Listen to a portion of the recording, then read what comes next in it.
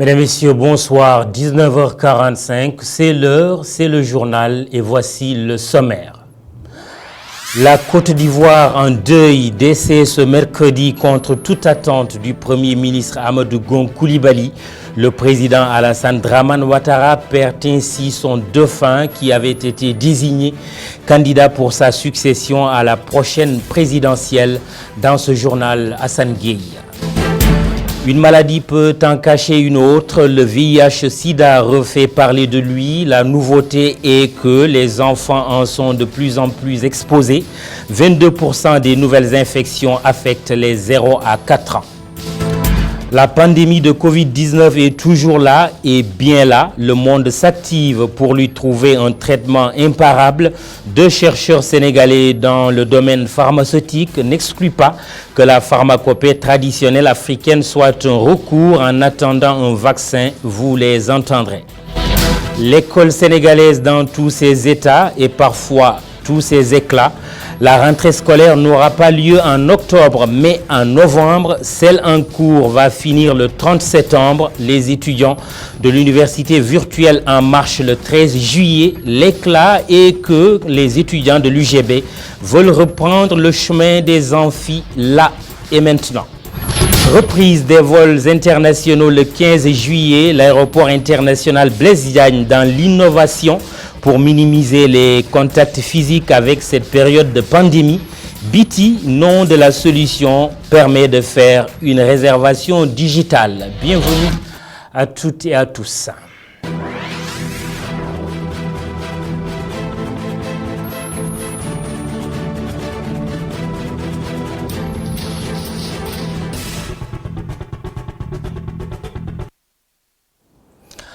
La Côte d'Ivoire perd son Premier ministre et le président ado son dauphin. La mort d'Amadou Gon Coulibaly ce mercredi à Abidjan. Nous sommes en direct avec Hassan Gueye qui suit cette actualité chaude, mais une mauvaise nouvelle. Bonsoir Hassan Gueye. Qui était Amadou Gon Coulibaly, le successeur désigné du président Ouattara? Bonsoir Mamadou, c'est une très mauvaise nouvelle. Bien sûr, Amadou Gon Coulibaly n'avait repris le travail que lundi, c'est-à-dire il n'y a que 2 jours. Il était rentré le 2 juillet à Abidjan après 2 mois de convalescence passée dans la capitale française à Paris. Il a fait un malaise en plein conseil des ministres aujourd'hui. Il est mort donc par la suite après son évacuation dans une clinique abidjanaise. Le Premier ministre disparaît aujourd'hui à 61 ans avec plein de projets dans la tête. Depuis janvier 2017, il était devenu le Premier ministre de Alassane Ouattara avec qui il avait des liens particulièrement forts. Alassane Ouattara parlait de lui d'ailleurs comme étant son propre fils. Il se connaissait depuis 1980, sinon dans les années 80 et ado. Dernièrement, elle avait désigné candidat et dauphin naturel pour le compte du RHPD. Le RHPD, c'est le rassemblement des oufouettistes pour la démocratie et la paix. Donc l'élection qui doit intervenir en fin d'année le 31 octobre. Justement, qu'est-ce que cette mort de Coulibaly implique à quelques mois de la présidentielle? Voilà, très bien. Il faut rappeler avant cela que Amadou Gon Coulibaly est un ingénieur de formation. Il a été député et maire de Korogo. Korogo, c'est la 4e ville de Côte d'Ivoire qui est située dans le nord. Il est issu de l'ethnie Sénofo qui est très impliqué également dans les histoires de politique depuis l'époque de Houphouët-Boigny. Et au sein du pouvoir, donc, la disparition de Gon Coulibaly laisse planer beaucoup d'incertitudes, Mamadou, parce que Alassane Ouattara a déjà dit que il ne serait plus là pour briguer un 3e mandat et qu'il va aller se reposer et qu'il ne va même pas changer la Constitution. Alors qu'en face, il y a la présence ou bien le retour de Henri Konan Bédié, aujourd'hui nonagénaire, âgé de plus de 90 ans et qui prépare sa revanche. Alors que de l'autre côté, il y a Laurent Gbagbo et Guillaume Soro, qui veulent coûte que coûte candidater, mais qui ont encore maille à partir avec la justice, notamment à Abidjan. Donc, pour nous résumer, on peut dire que les eaux de la lagune à Abidjan manquent aujourd'hui aussi bien de clarté que de limpidité. Merci Hassan Gueye pour cette analyse à chaud de la disparition aujourd'hui du Premier ministre ivoirien Amadou Gon Coulibaly. Justement, ce tweet du président Alassane Ouattara, tweet à 6h38 temps universel. Je rends hommage à mon jeune frère, mon fils Amadou Gon Coulibaly, qui a été pendant 30 ans mon plus proche collaborateur. Nous aurons l'occasion de revenir plus amplement sur cette triste nouvelle, la mort du Premier ministre ivoirien qui était candidat à la prochaine élection présidentielle. Je veux nommer Amadou Gon Coulibaly. Une actualité, BT, la nouvelle solution de réservation digitale de l'aéroport Dakar-Blaise Diagne. L'innovation épouse bien le contexte BT, extérieur en Wolof, mais qui signifie aussi en anglais Being Inside Traveler International. L'application sera effective à partir du 15 juillet 2020 à destination des voyageurs. BT se veut un système moderne, fiable et sécurisé. Le coronavirus a déjà emporté 141 vies au Sénégal. Notre pays semble foncer fatalement vers au moins les 8000 cas. 111 cas positifs se sont ajoutés aujourd'hui à la population infectée avec un pourcentage de positivité qui ne redescend plus depuis quelques semaines. Inutile de casser le thermomètre. Faire face à la réalité est la meilleure des postures, ce que semble nous dire le ministère de la Santé dans son listing quotidien. Le directeur de la prévention, Mamadou Ndiaye, que nous aurons l'occasion d'écouter. Et si la pharmacopée était le sauveur de l'humanité, la potion magique contre le nouveau coronavirus, toute sorcellerie mise de côté, le professeur en pharmacie Daouda Ndiaye se dit optimiste sur l'effet que les plantes pourraient avoir sur le virus. Il ne faut pas négliger la médecine traditionnelle, tonne-t-il dans la matinale d'Alassane Samba Diop. Nous écoutons professeur Ndiaye. On a imaginé, en tout cas en tant qu'Africains, que ces plantes-là ont joué un rôle extrêmement important dans la prise en charge de beaucoup de pathologies. Donc c'est le moment de voir effectivement si ces mêmes plantes d'origine africaine, sénégalaise, malienne, gambienne, congolaise, etc., ont une activité réelle sur le virus. Parce que c'est un virus nouveau pour lequel il n'y a jamais eu de médicaments, en tout cas sur le traitement étiologique. Donc il n'y a pas de preuve formelle par rapport à ce virus précis de coronavirus, même si c'est des médicaments, en tout cas des plantes africaines, ont prouvé in vitro une activité contre des virus. Maintenant, on peut imaginer qu'il y a une reproductibilité, en tout cas en matière scientifique, en matière d'efficacité, que ces mêmes plantes aient des mêmes activités par rapport à ce coronavirus, à du Covid-19, du moment où il y a d'autres pays maintenant à travers le monde qui sont en train de faire des essais cliniques pour tester des médicaments nouveaux qui seraient efficaces et même des vaccins. Donc pour nous, je pense effectivement, comme c'est notre pharmacopée traditionnelle que nous avons, c'est notre phytothérapie africaine, il devient important d'aller voir quel est en tout cas l'effet de ces plantes sur ce virus. Et c'est pourquoi l'OMS a vraiment eu l'idée géniale de mettre en place ce comité pour une fois, en tout cas dans l'histoire d'une crise sanitaire comme ça, celle-là, ou même en médecine du milieu général, qui met en avant la pharmacopée traditionnelle africaine. Donc c'est pour nous l'occasion de féliciter et de remercier pour une telle décision courageuse prise et que dont l'Afrique en avait. On repose la question, la médecine traditionnelle est-elle une solution contre la Covid-19? Un autre spécialiste de médecine, pharmacognosie, le pense. Dans ce dialogue entre le maître Emmanuel Bassène et l'élève, professeur Daouda Ndiaye, le premier cité estime lui également que la pharmacopée peut bel et bien prendre en charge le traitement du coronavirus en attendant la disponibilité du vaccin. Emmanuel Bassène. La médecine traditionnelle à partir avec les plantes médicinales donc peut aider en tout cas à prendre en charge ce Covid-19 là en attendant bien sûr qu'il y ait un vaccin et des des médicaments avérés contre ce virus. Alors les virus, c'est pas facile de les combattre. Ce qu'on combat le plus souvent, ce sont les surinfections, c'est-à-dire les infections bactériennes, ou alors les maladies sous-jacentes qui affaiblissent le corps.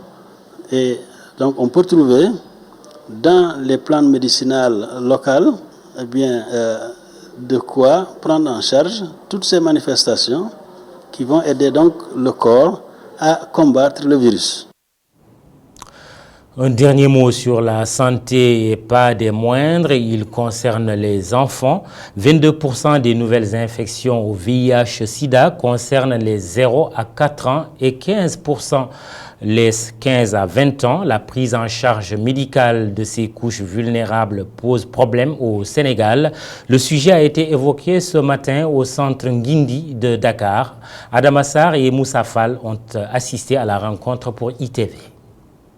Dans un contexte où la pandémie du coronavirus retient toutes les attentions, la prise en charge des enfants atteints du VIH-Sida est plus que préoccupante. Ce qu'il faut retenir, c'est que la persistance aujourd'hui d'autres facteurs, comme l'insuffisance ou l'absence de revenus chez certaines familles, pour faire face aux coûts de transport vers les structures sanitaires, la situation alimentaire précaire des enfants font que les résultats escomptés peinent à être atteints. Aujourd'hui, 22% des nouvelles infections concernent les enfants de 0 à 4 ans et 15% des jeunes de 15 à 20 ans.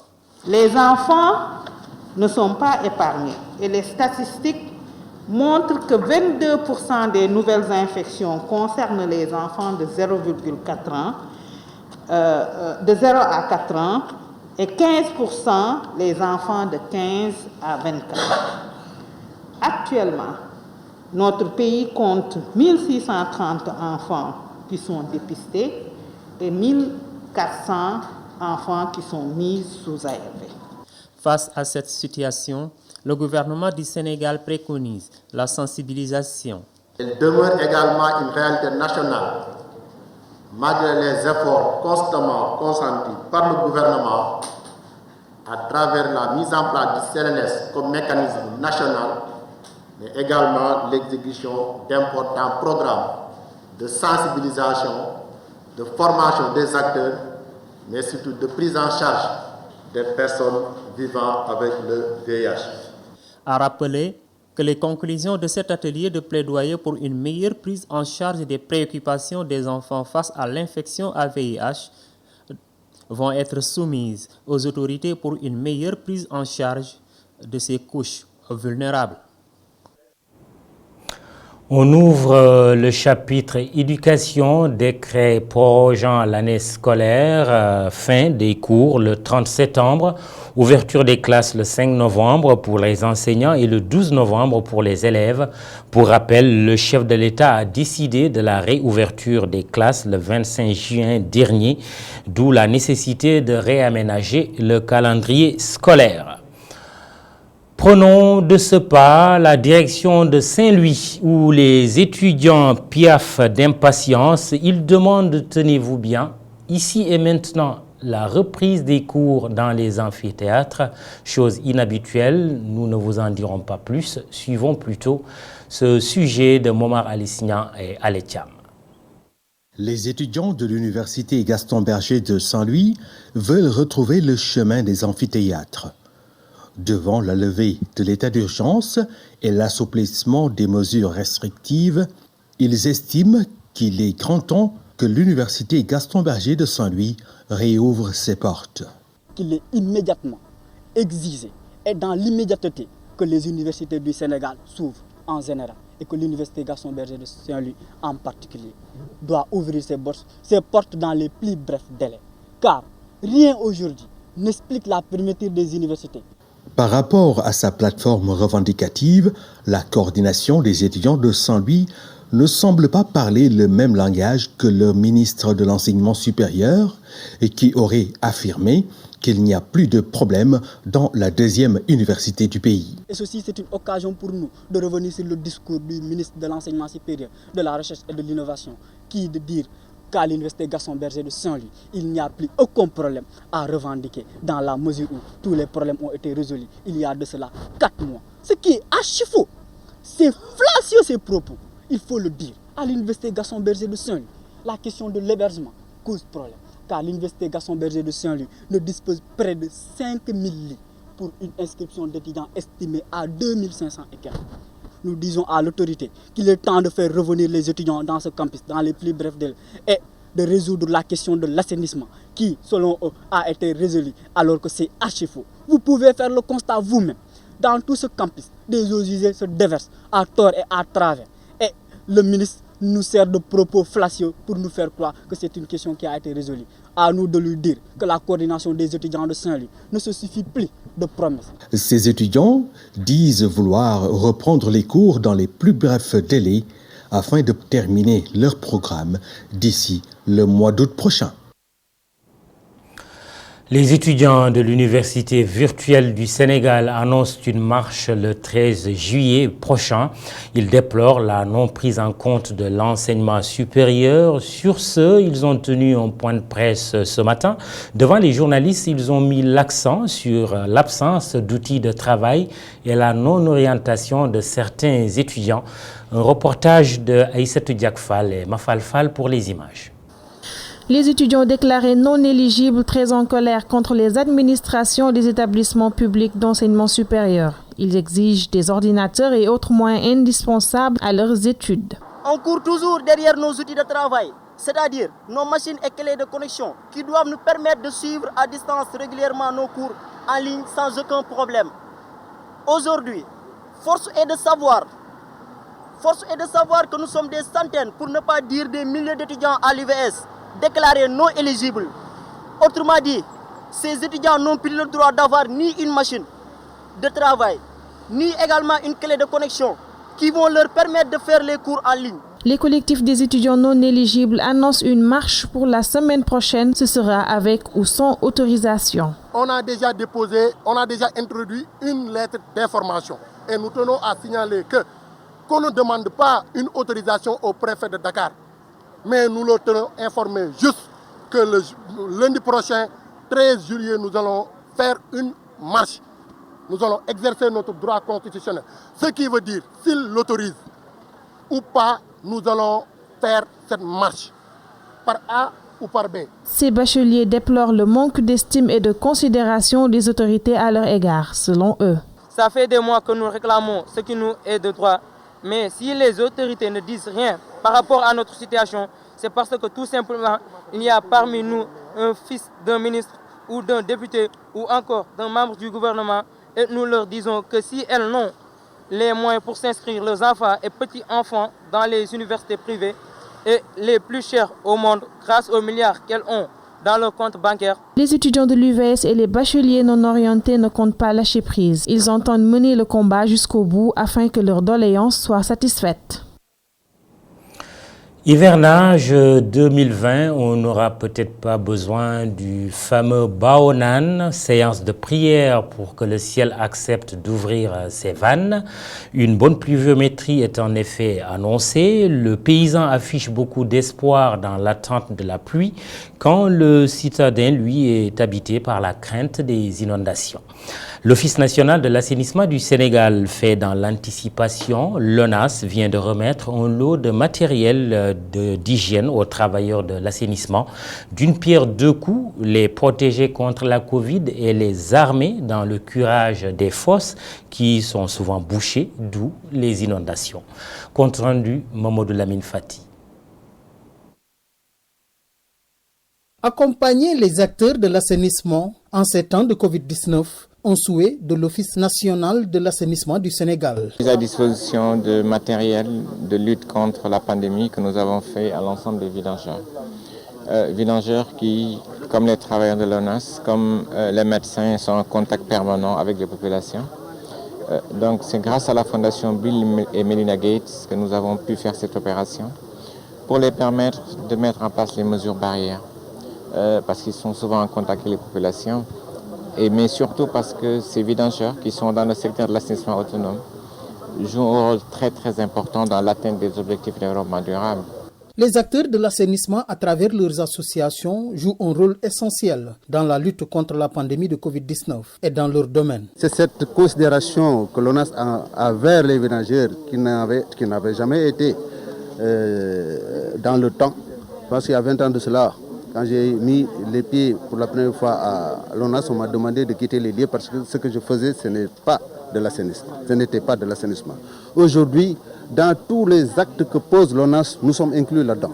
Donc c'est cette considération qui nous rehausse, qui fait à ce qu'on se sent vraiment respecté et ça nous renforce intérieurement. Pour le directeur de l'ONAS, un plaidoyer sera porté pour que l'État accompagne financièrement les acteurs de l'assainissement dans le fonds Force Covid-19. Je pense que la première chose qu'on va faire, on va travailler sur une subvention de la vidange sur une période courte. Ça permettrait de prendre une partie en charge.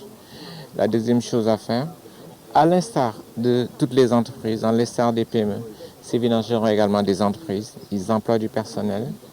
Malheureusement, ils ont été oubliés. Je pense qu'il y a un travail d'information à faire au niveau de notre tutelle financière pour qu'il soit pris en compte à ce niveau-là. Un lot de matériel comprenant des kits d'hygiène a été remis aux acteurs de l'assainissement. Une manière pour l'ONAS de contribuer à la protection de ces acteurs contre le coronavirus. L'autonomisation des femmes passe par le financement de leurs projets. La DER/FJ et l'ONU Femmes se coalisent. Les deux alliés ont mobilisé une enveloppe de 500 millions de nos francs pour accompagner des femmes qui évoluent dans le secteur primaire notamment. Ce financement est l'aboutissement d'un accord signé mardi entre l'ONU Femmes et la délégation à l'entrepreneuriat rapide pour les femmes et les jeunes. Le duo Abdourahmane Ly Moussa Fall signe le compte-rendu. ONU Femmes et la DER/FJ, deux structures complémentaires avec un objectif commun, l'autonomisation économique des femmes. Cet accord leur permettra sans doute de toucher leur but. En facilitant leur accès aux opportunités économiques et aux énergies renouvelables et à la consolidation de nos activités. Ceci dans la lignée de la forte collaboration existant depuis des décennies entre le système des Nations Unies et le Sénégal. Cet accord cadre aujourd'hui est défini pour des axes de collaboration ci-après.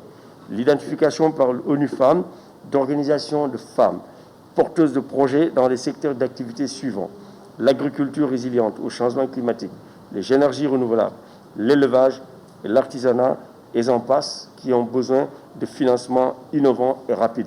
Cet accord de partenariat est d'autant plus important que nous sommes en période de pandémie. Malgré la reprise des activités, le virus est toujours là. Une présence qu'il faudra gérer avec un plan de relance économique.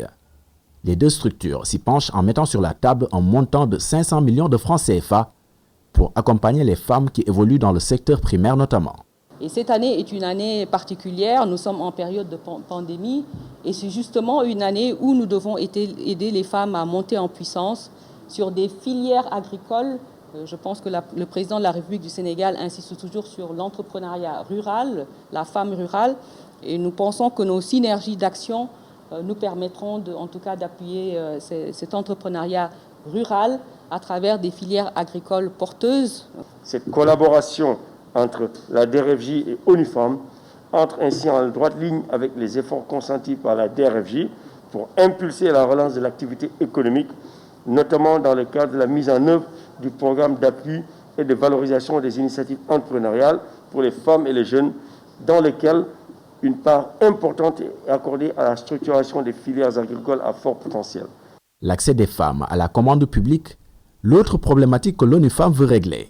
Sa représentante régionale est convaincue aujourd'hui que pour y arriver, il faut un partenaire de choix. Et pour elle, ce partenaire de choix au Sénégal, c'est bien la DER.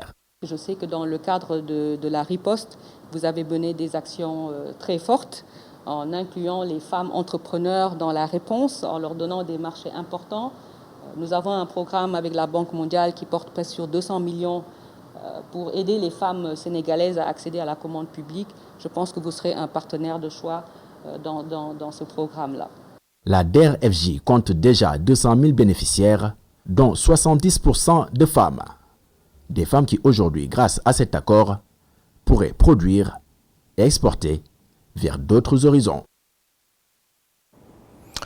Pour finir ce journal, l'actualité judiciaire, Karim Khouroum Khak bénéficie d'une liberté provisoire. L'activiste poursuivi pour le délit présumé de trouble à l'ordre public a été libéré aujourd'hui pour des raisons humanitaires. Il souffre d'une maladie.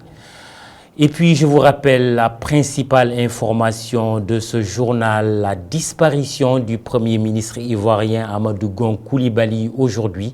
Il est décédé à Abidjan à la suite d'un malaise en plein Conseil des ministres et nous découvrons à l'écran ce tweet du président Macky Sall adressé à son homologue ivoirien, le président Alassane Dramane Ouattara. J'ai appris avec peine, dit le chef de l'État sénégalais, le décès du Premier ministre de la Côte d'Ivoire, Amadou Gon Coulibaly. Au nom de la nation, je présente mes condoléances émues au président Alassane Ouattara, président de la République de Côte d'Ivoire, ainsi qu'à sa famille et au peuple ivoirien. Réalisation de ce journal Ramatoulaye Sall, chef d'édition Moustapha Gabar Diop. Nous retrouvons Khalifa Diakhaté de l'autre côté avec la suite de la Total, bloc d'information. Et retenez à 20h30 ce grand rendez-vous. C'est un grand reportage sur les terres de Ndengler signé Amago Robernian. Merci, bonsoir. Demain, rendez-vous avec Adama Anouchkaba.